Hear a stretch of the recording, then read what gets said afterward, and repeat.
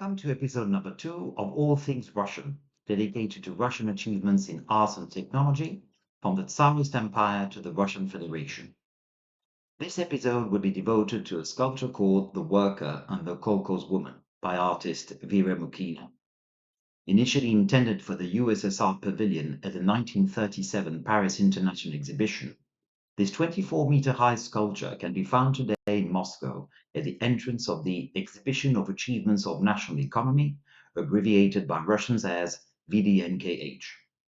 The small pavilion it stands on shelters a gallery for temporary exhibitions. The Worker and the Kolkhoz Woman is without doubt an icon of Russian Soviet art. Over the years, it has been used on countless occasions. In 1937, it appeared in a special issue of the famous magazine USSR in Construction. In 1947, it became the logo for the great film studio Mosfilm. In 2014, a stylized reproduction of the sculpture was used for the opening ceremony of the Winter Olympic Games in Sochi, Russian Federation.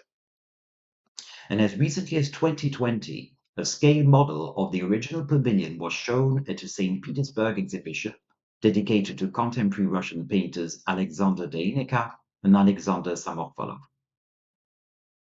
How did this sculpture take on such importance in Russian culture?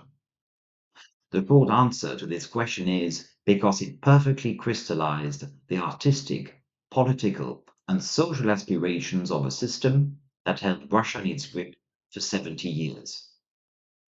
In December 1934, the state of USSR was formally invited to take part in the 1937 Paris International Exhibition.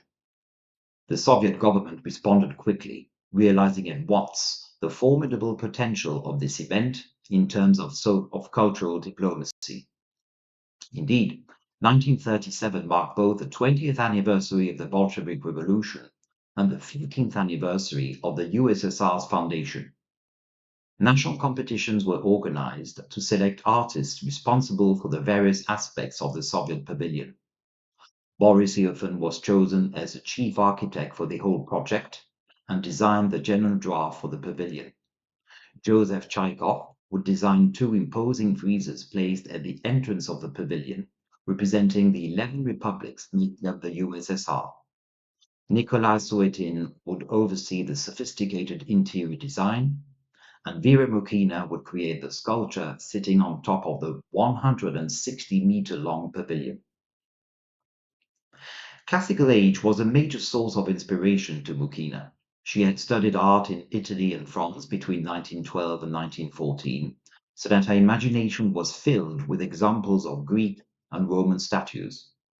The now lost Greek sculpture, the Tyrannicides Harmodius and Aristogiton, a copy of which can be found in Naples, and the Winged Victory of Samothrace, exposed at the Louvre Museum, likely served as references for subject posture.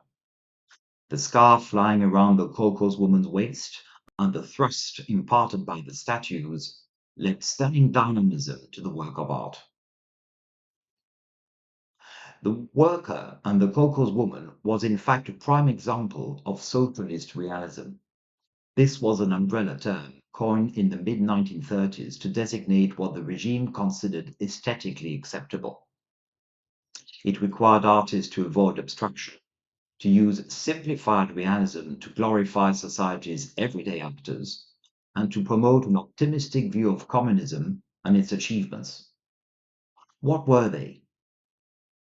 From a political point of view, the Worker and the kolkhoz woman stood for the union between the factory working class and the collectivized Soviet peasantry, as shown by the hammer and the sickle they held. It also represented the new man and the new woman who were supposed to make up the future communist society. Lenin and Trotsky endowed them with traits such as strong health, self-mastery, an educated mind, and above all, unswerving belief in communism.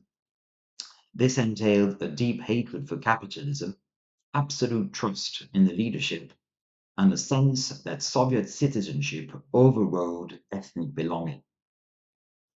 From a technical point of view, the statues echoed the first 2 5-year plans and their focus on heavy industrialization. The mastery showed in metal welding was exceptional, especially with the added difficulty of the floating scarf.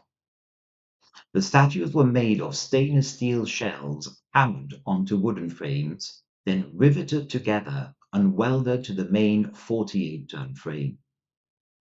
This pioneering technique had been invented by members of the Moscow Central Institute of Mechanics and Metalworks. A specially trained brigade of staccanovite workers was to assemble the statues in record time. From a social point of view, Mukhina's sculptures stood for gender equality, as reflected by the equal height of the subjects and their mirroring positions. Gender equality was a founding tenet of communist society. It was intended to mark a sharp contrast with the Tsarist period and its shoddy treatment of women. It was also a response to a national crisis. The Great War between 1914 and 1917 and the ensuing civil war between 1918 and 1922 had led to a catastrophic drop in male workforce. Communist leaders understood that economic development would require the liberation of women from house chores so that they could assist in industrial and agricultural production.